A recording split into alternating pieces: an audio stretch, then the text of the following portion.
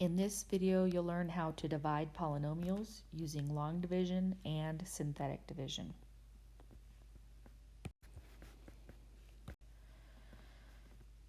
Occasionally, we come across a polynomial that cannot be factored using grouping or greatest common factors or trinomials. In this case, we use either long division or synthetic division. So to get started, let's talk about how we used to divide when we were just dividing numbers by hand, not a calculator, because we need to pay attention to the algorithm. So we would ask, how many times does 2 go into 7? And we would say 2 goes into 7 3 times, and then we would multiply. 3 times 2 would be 6, and then we would subtract. So we now have 7 minus 6, which is 1, and we would bring down our 2. And then we would repeat that. How many times does 2 go into 12? And that is 6 times.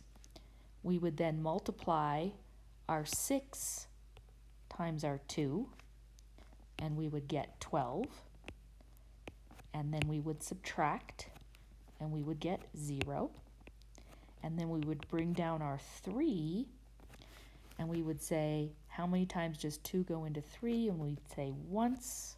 That would give us 2, and we would subtract. 3 minus 2 would give us 1. So we have that the quotient is 361. Our remainder, since 2 does not go into that 1 anymore, our remainder is 1.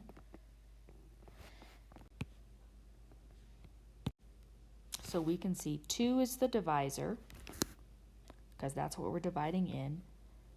361 is called the quotient, and 1 is our remainder. So when we take that algorithm, we can use the same idea for polynomial division. And let me show you what that looks like. So we still want to write our polynomial as the divisor times the quotient plus the remainder. So let me show you up here. That would have been 723 would be 2 times 361 plus our remainder. So we're going to do the same thing with our polynomial. And we're going to start by setting it up in the same way. We're going to put our x minus 2 out here. This is our divisor. And our x cubed minus 7x squared plus 3x minus 1 underneath. Now, one thing that's important to do, and you'll see an example of this later, is that this needs to be in descending order. And if it's not in descending order, or if it's missing a term, we have to put zeros in for missing terms. Okay, so what do? We follow the same algorithm. We're going to ask ourselves, how many times does x, or what do we have to multiply x by to get x cubed? That's going to give us x squared. And if we multiply, and we have to distribute it through, we're going to get x cubed minus 2x squared. And just like before, we have to subtract. Now, when we subtract, get rid of that right there. When we subtract, we have to distribute through that negative. So I often say, switch your sign, so we're distributing our negative, and then we're just going to add. So x cubed minus x cubed is 0, and minus 7x squared plus 2x squared is minus 5x squared. And then we'll bring down our plus 3x. And then we repeat. What do I have to multiply that x by to get minus 5x squared? And that would be minus 5x. When I distribute my minus 5x through, I get minus 5x squared plus 10x. And then I will distribute my negative, so that will become a positive here and a negative here. And I'll add. So minus 5x squared plus 5x squared, those add to 0. 3x minus 10x is minus 7x. And we'll bring down our minus 1. And then we repeat one more time. What do I have to multiply x by to get minus 7x? And that answer is minus 7. Distribute that minus 7 through, we get minus 7x plus 14. We subtract, which means we distribute that negative sign, and we get minus 15 when we add. So what we have now is that x cubed minus 7x squared plus 3x minus 1 is our divisor, x minus 2, times our quotient, x squared minus 5x minus 7, plus our remainder, which is negative 15. So just to show you, I'm going to multiply this out here and make sure that we actually get it. So I'm going to start by distributing here. I'm going to get x cubed minus 5x squared minus 7x. And then I'll distribute the negative 2. I'm going to line them up. Minus 2x squared plus 10x plus 14. And then we will subtract the 15. And you can see that I do get x cubed minus 7x squared plus 3x minus 1.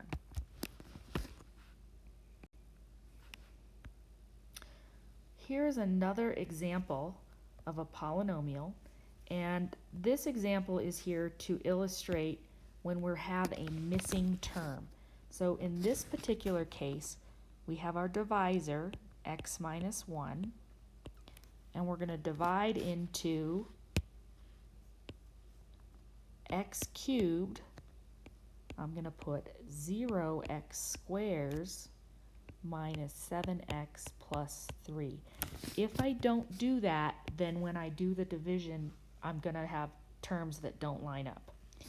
So what do I have to multiply x by to get x cubed? X squared. That will give me x cubed minus x squared. See how those terms lined up?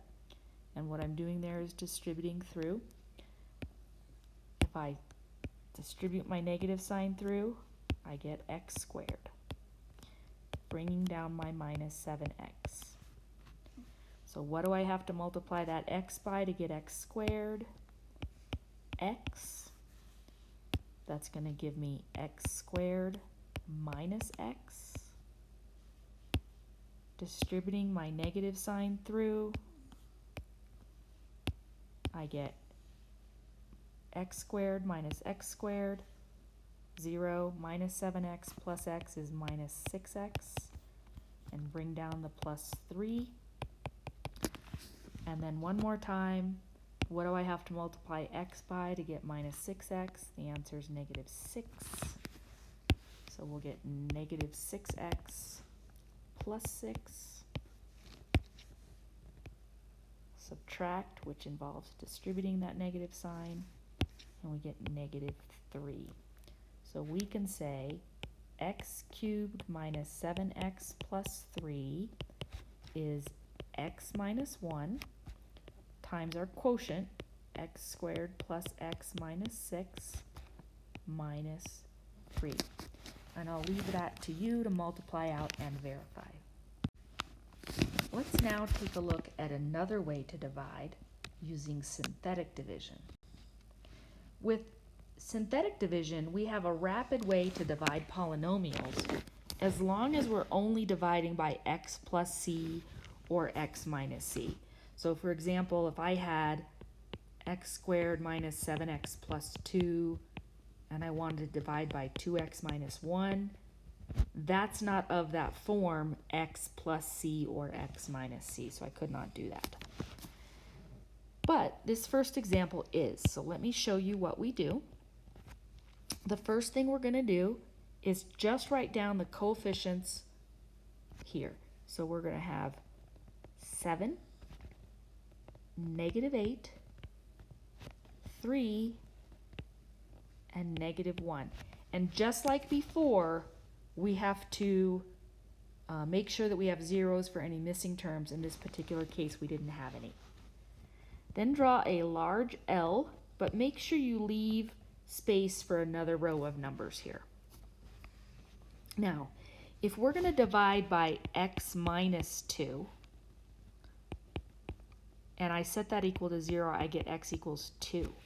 So we're going to put a 2 out front instead of a minus 2. And then we're going to do the following. So follow along. We're going to first bring down our very first number, which is 7. Then we're going to multiply 2 times 7, and that's going to give us 14. And we're going to add. So -8 plus 14 is 6. Then we repeat. So we're going to take our 2 and multiply now by the 6. 2 times 6 gives me 12, and we're going to add, and we get 15. We repeat again. 2 times 15 is 30, and I add, and I get 29. Now, these here are the coefficients of my quotient, and this last number here is my remainder. Now, because we divided an x cubed by an x, everything just gets decreased by a power. So if I started with an x cubed, as I did here, this is now 7x squared plus 6x plus 15 with a remainder of 29. Let's do that again. We're going to have a 0 term here for our 0x squares. So we're going to have our big L, and we'll have 5, 0, -4, and 2. And because this says x plus 1, I'm going to put a -1 out front. And I'm going to bring down my 5. So, -1 times 5 is -5. And if I add, I get -5. -1 times -5 is +5. Add, and we get 1. -1 times 1 is -1, and add, and we get 1. So again, these are the coefficients of my quotient, and this is my remainder.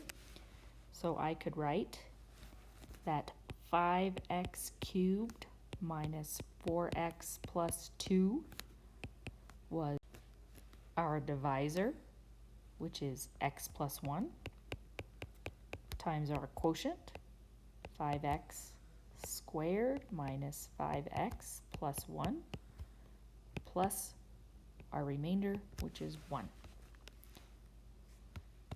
I'll leave that to you to multiply out and verify. That concludes this video on polynomial division.